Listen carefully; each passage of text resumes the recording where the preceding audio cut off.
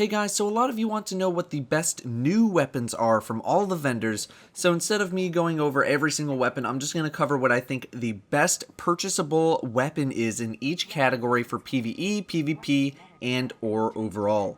This is a preliminary review of these weapons. Obviously, I don't have all the weapons to test, but there's been pretty high demand for this kind of thing, so I figure it couldn't hurt.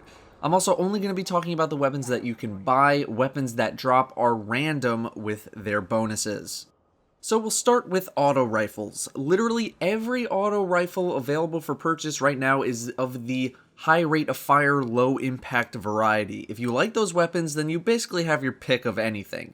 I don't like them, and there's a reason they weren't used as much as other weapons. It's because they're really not that good.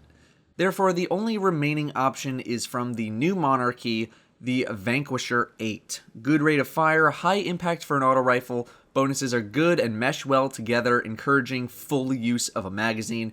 It was used very frequently before the expansion, and it'll be used a lot during PvE and PvP. This is the auto rifle for you. Next up, we have pulse rifles. Pulse rifles are in a pretty bad spot right now in general. They're just not very powerful. All of the pulse rifles right now feature very low impact except for one.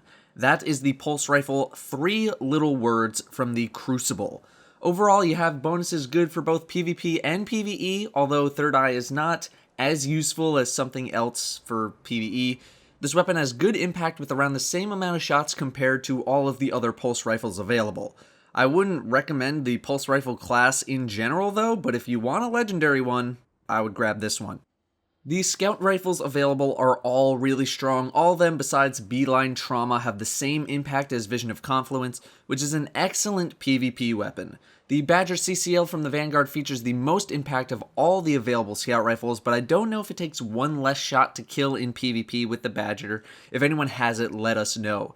Either way, stick with one of the Vanguard scout rifles if you're looking for a new scout rifle in the dark below. They're strong, good amount of ammo, solid bonuses, nothing to not like. As for hand cannons, the Fall Will Probably Kill You, or the TFWPKY 1969, is going to be the hand cannon for you. The bonuses both focus on ammo retention in your gun. The impact and rate of fire are what you would expect for a hand cannon as well. It comes with Field Scout if you want it, Flared Magwell if you don't.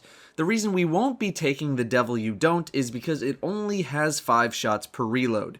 The Chance only has 6, and the other hand cannons that you can't even buy only have as high as 10 shots, equal to the Fall Will Probably Kill You, where the Fall Will Probably Kill You can come with Field Scout on the gun if you buy it, whereas with the others, you need to get lucky. The Devil You Don't also comes with lower impact and higher rate of fire, and there's only one hand cannon in the game you want a high rate of fire, and that is the Last Word. The Fall Will Probably Kill You is going to be your 331 attack hand cannon. Your fusion rifle is probably going to be Murmur if you have the expansion. It's basically given to you, it's a good gun all around, and it can do solar or arc damage. The Trolley Problem and Plug 1.1 are both great fusion rifles, and if it weren't for Murmur, I'd recommend both, but you get a 2-for-1 with Murmur, and you don't even need to buy Murmur in the game with any marks. The Calming is still the best PvP fusion rifle in my opinion due to its fast charge rate, although if you're a raider you have access to Light of the Abyss, which charges ever so slightly faster than the Calming, but you can't even buy the Calming anyway, it's a random drop. Overall, stick with Murmur, it's a good weapon, but if you want more arc fusion rifle power, you can buy the Trolley Problem because it does come with more impact, but I don't think you need to buy anything if you have Murmur. The new shotguns, and shotguns in general, are in a bad place right now because 1, they suck in PvE, and 2, if you have Found Verdict, then you still have the best PvP shotgun in the game.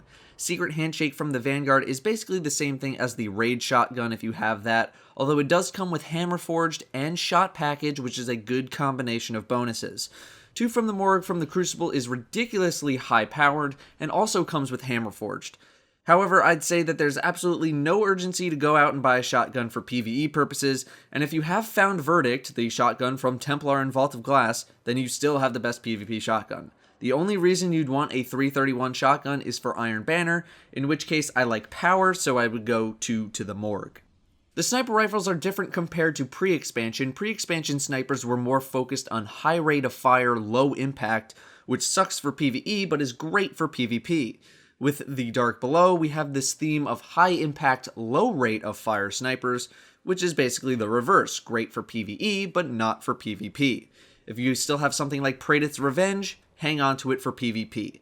Anything with a high rate of fire from pre-expansion is still great for PvP. The faster the rate of fire, the better, since I don't believe there are any snipers in the game that can kill with one shot to the body in PvP in regular Crucible. If you want one for PvE, I'd say the Y09 Longbow Synthesis is your best bet, but obviously you're going to want one of each element anyway. The heavy machine guns are mostly high rate of fire, spray and pray style weaponry. For PvE, you should really end up having one of each for the Nightfall, or at the very least, one of each element for your heavies. I don't really have a strong opinion one way or the other on most of these heavy machine guns. They're nothing spectacular, but most are solid overall.